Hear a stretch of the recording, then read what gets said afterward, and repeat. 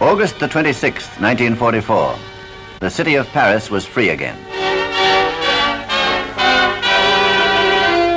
In Normandy itself, in the area of Falaise, the Allied armies had encircled and made prisoner the bulk of the German 7th Army, more than 200,000 men. The Germans were in full retreat.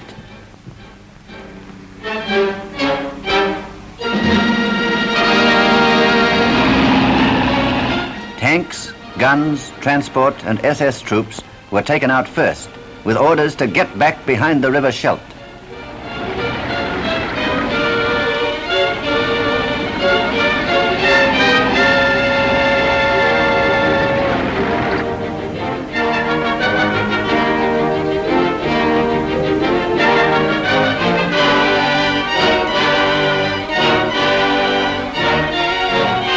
German infantry units were ordered to make for the coast to swell the garrisons of the Channel ports still in German hands: Le Havre, Boulogne, Dieppe, Dunkirk, Calais.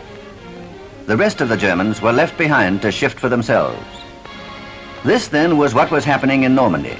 But how was this related to the overall strategic position in Europe, West, East and South in August 1944?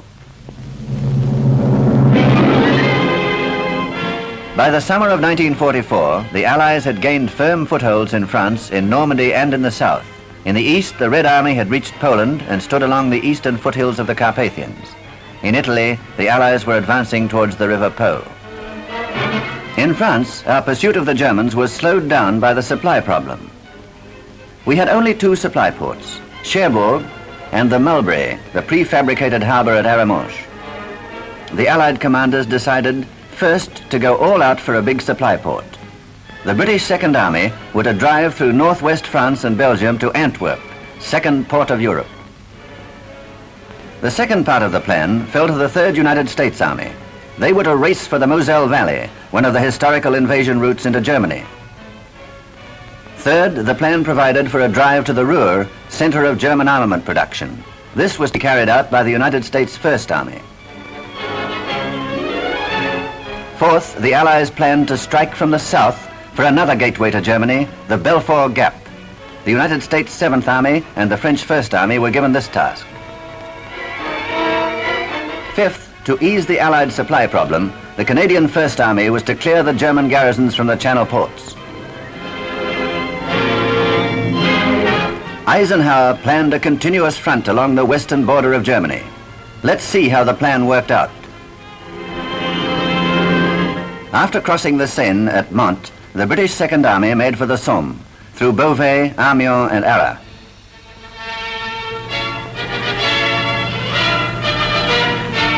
The British units kept the Germans moving in order to prevent them from making a stand, either in hedgehog groups or along the River Somme. Speeding ahead at a rate of more than 60 miles a day, the British spearhead, the 11th Armoured Division and the Guards Armoured Division crossed into Belgium by September the 2nd. Next day they entered Brussels. The citizens of Brussels greeted the British and Belgian troops with tremendous enthusiasm. They had not dared to hope that they could come so soon. The British had come 430 miles in 9 days.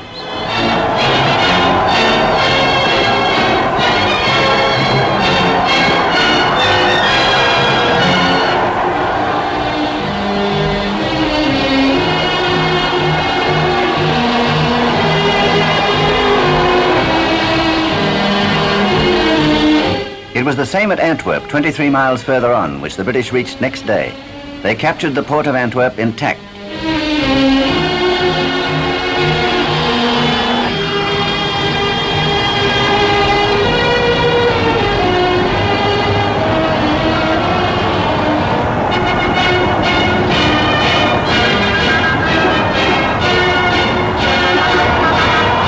This success was made possible by the White Army of the Belgian partisans. But the Allies could not use the port of Antwerp yet.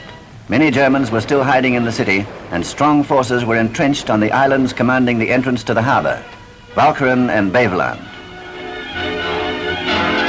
Beyond Antwerp, the British advance continued into Holland across the Albert Canal.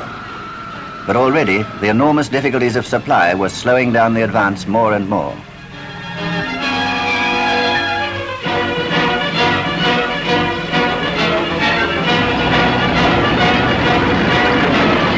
While the British Second Army fought their way into Belgium and Holland, the American Third Army, which had been held up for some time in the Paris area, 200 miles southwest from the British, began to move again. Fanning out between the rivers Seine and Marne, they captured Troyes and Lagny by August the 28th.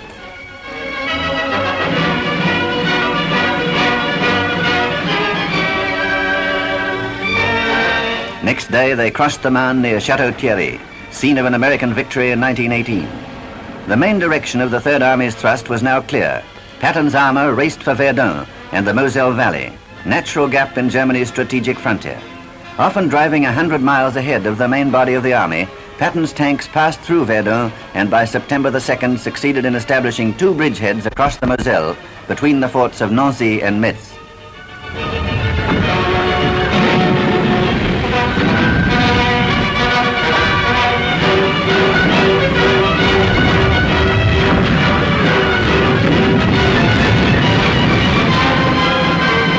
But once more, the tanks had outpaced the supply columns. There was no more petrol. The great army of 200,000 men came to a halt a day's march from their goal.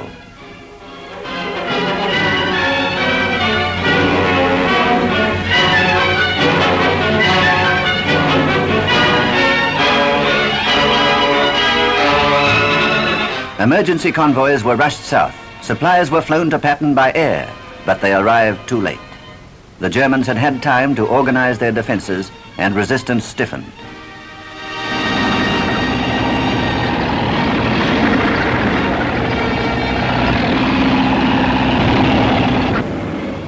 The American bridgeheads had to be withdrawn from across the Moselle. The main reason why it was so difficult to keep up the flow of supplies was the chaotic state of French roads, bridges and railways owing to air bombardment and German demolitions.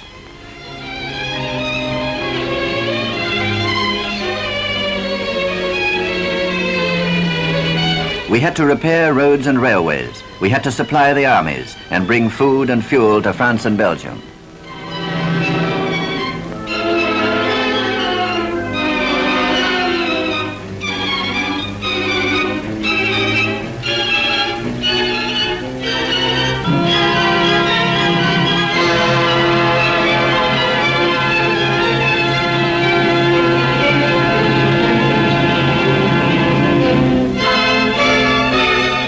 The German garrisons were still holding out at Brest, Saint-Nazaire and Lorient, and were still blocking the entrance to Bordeaux.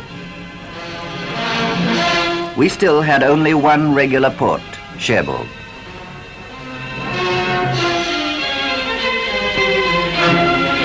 All the rest of our supplies had to come through the Mulberry Harbour at Arromanches.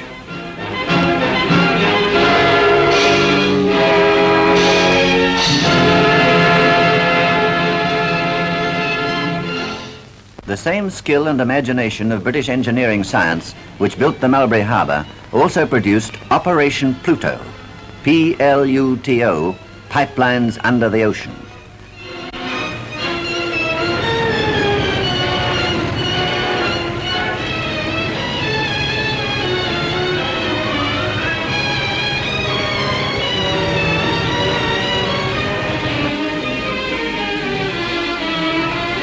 Thanks to this invention, petrol could be pumped direct from Britain to France, 1 million gallons a day.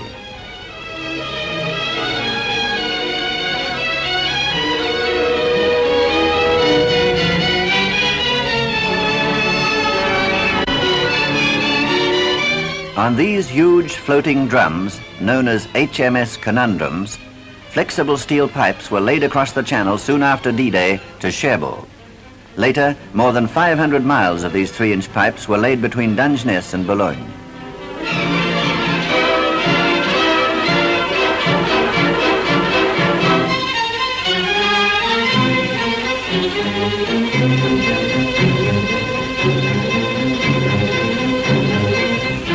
It was thanks to this brilliant scheme that the Allied armies were able to resume their advance. Between the British Second Army in Holland and the American Third on the Moselle, the United States First Army went forward into Belgium and Luxembourg. On its northern flank, near Namur and Charleroi, General Hodges' army linked up with troops of General Dempsey's 2nd British. General Hodges' men were the first to enter Germany. Barring their way to the great industrial basin of the Ruhr, vital center of German armament production, stood Aachen, a city of 163,000 people. By October the 5th, the Americans had surrounded the city on 3 sides, but they lacked the material to take it by storm. Whereas the Germans relied on short lines of supply fed by the huge factories of the Ruhr, the Americans were still dependent on lines stretching right back to Normandy. 500 miles southwest of Aachen, a new invasion. Great airborne landings along the Mediterranean coast and then seaborne landings. General Patch's 7th American Army and the 1st French Army were moving first to secure their bases of supply.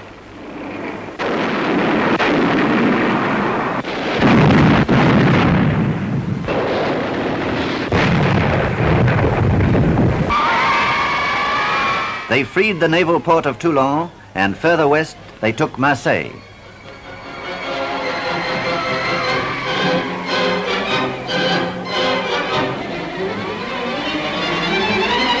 Then, in a 160-mile drive, they advanced up the Rhone Valley to free Lyon. Snipers hiding in a hospital were soon rounded up.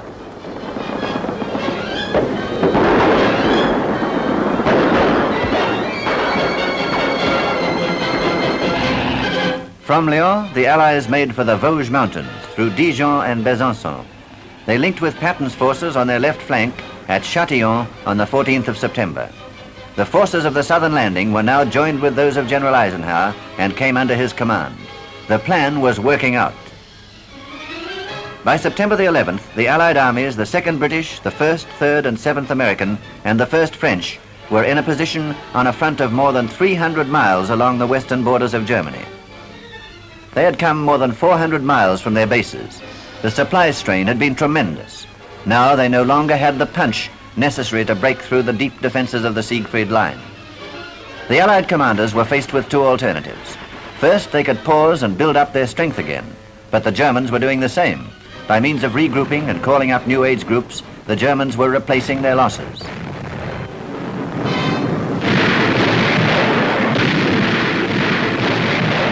The second alternative was to make the utmost of the German confusion and to jump the Rhine defenses. This General Eisenhower decided to do. The attack was to be airborne and directed simultaneously against the crossing of the Meuse at Grave, of the Waal at Nijmegen, and of the Lower Rhine at Arnhem. 1 British and 2 American airborne divisions took part in this operation.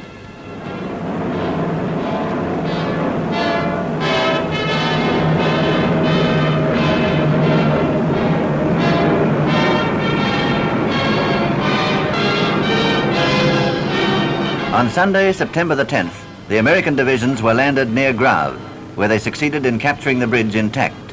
The bridge at Nijmegen was captured only after stiff fighting. The British Airborne Division, however, met very fierce opposition from 2 panzer divisions which happened to be resting near Arnhem.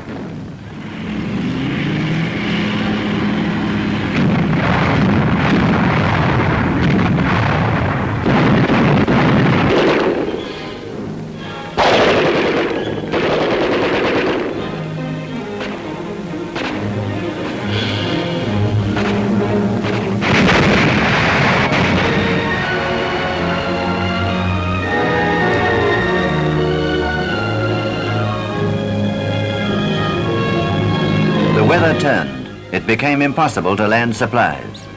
The British Second Army tried to establish a link with the trapped airborne forces at Arnhem by means of a corridor from Eindhoven, a distance of 54 miles. But the Germans succeeded in cutting this corridor again and again. The Second Army could not get through. After 9 days, the British Airborne Division, with a Polish paratroop brigade which had been landed in support, had to be withdrawn. The great gamble had not come off. But the heroic stand made by the British Airborne Division at Arnhem will never be forgotten. The bridges across the Meuse and the Waal were secured, but that across the Rhine was lost.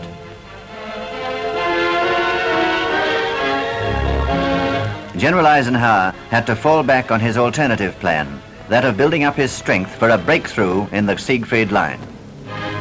For this purpose, the Allies had to have supply ports close to the fighting area. Antwerp and the Channel ports.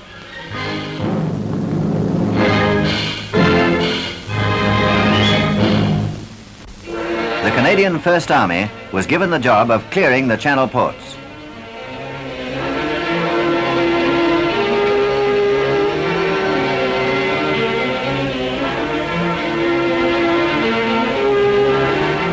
In a series of encircling operations with heavy air support, they succeeded in reducing the Channel ports one by one. Le Havre fell to British units of the First Army with 11,000 prisoners on September the 12th. Boulogne was taken on the 22nd with 8,000 prisoners.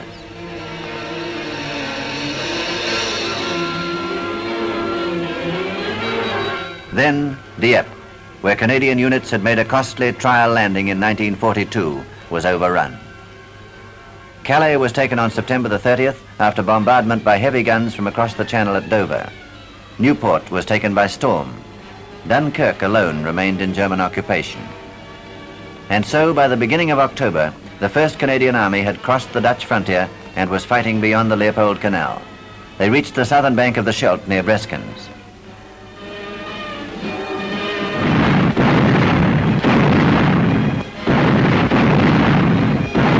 The next step was to clear the Scheldt estuary so that we could use the great port of Antwerp.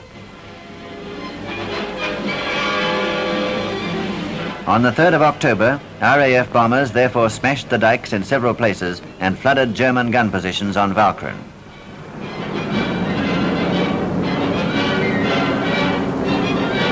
Meanwhile, British assault troops and Royal Marine commandos crossed the Scheldt and landed on Beveland.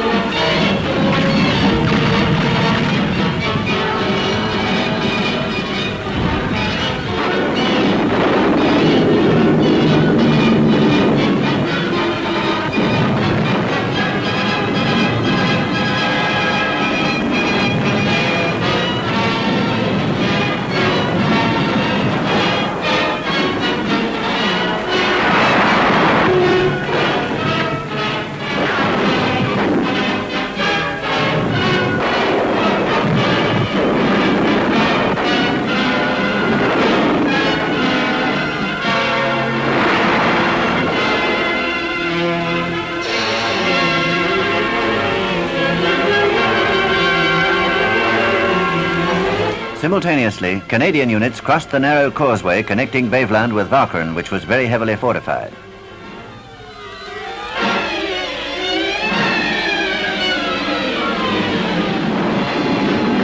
The Canadians captured Flushing on November the 3rd.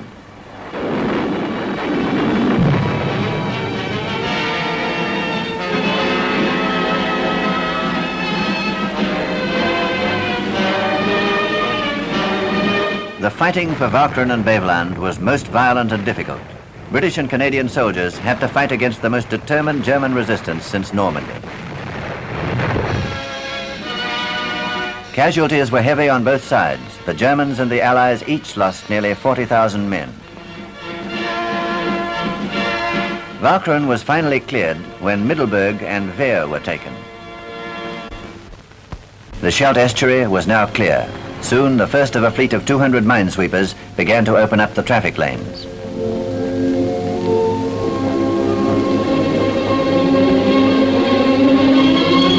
Then the first Allied convoy steamed into Antwerp. The Allied supply problem was now eased. The port of Antwerp, with its 26 miles of dock frontage, 237 berths, and 500 miles of railway sidings, is one of the largest in the world. It can handle more than 2 million tons of cargo a month. Naturally, the Germans did their best with V-bombs to disrupt unloading of supplies. But from now on, the Allies could build up enormous forces to wear the Germans down in a battle of attrition west of the Rhine. A battle which General Eisenhower himself had called the decisive battle for the Germans.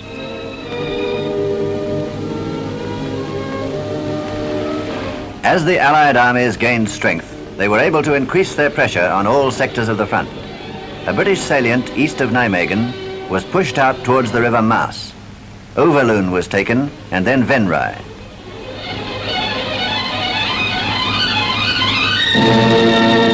To the west, the British captured Tilburg and 's-Hertogenbosch.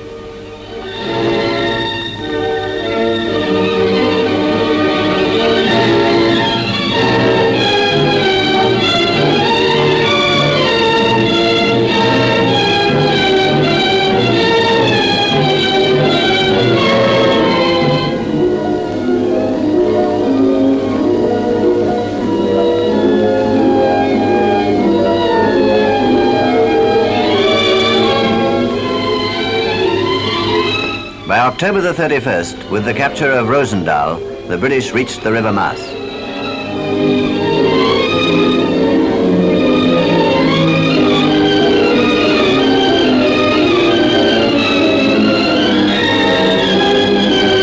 In the Aachen area, the American First Army, reinforced by the arrival of the 9th, succeeded in surrounding the town completely.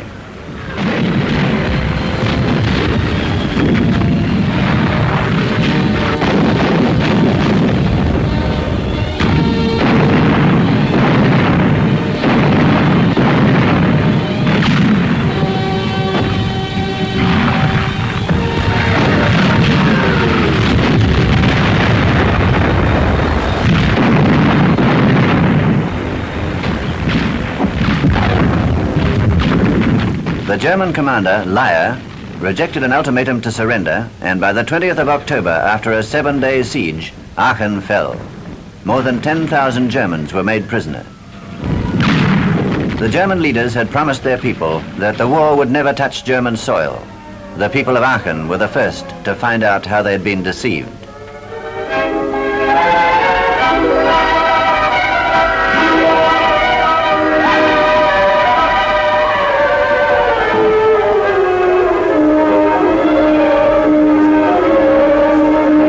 A 100 miles further south, the United States Third Army renewed their attacks across the Moselle.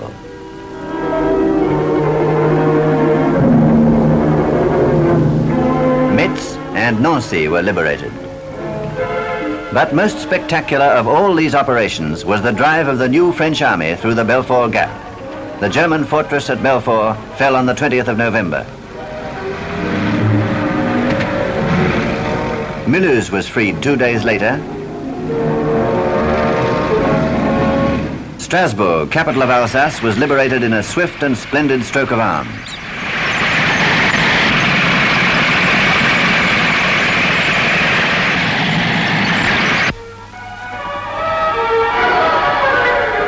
Germans who had come to add Alsace to the Reich stayed there as prisoners. Those of us who were there will never forget that French drive through Alsace to the Rhine. This was a great hour for Frenchmen, and France was once more taking her just place among the free nations.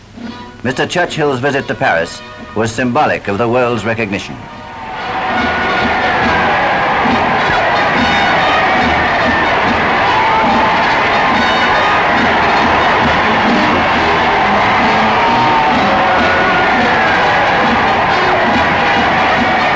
In the same way, General de Gaulle's visit to Moscow in December 1944 was a reaffirmation of the importance of France in the ranks of the United Nations.